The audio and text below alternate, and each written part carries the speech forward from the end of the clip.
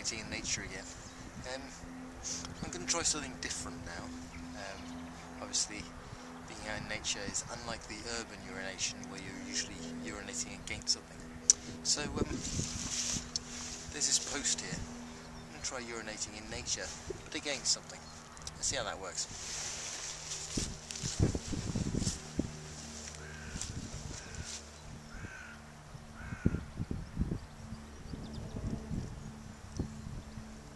Ah, that's interesting.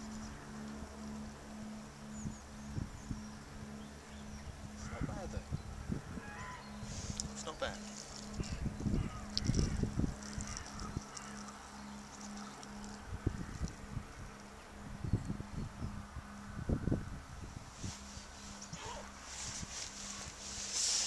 So, obviously you'll be trying it yourself later, but it's interesting. It kind of gave an urban flavour to urinating in nature, which was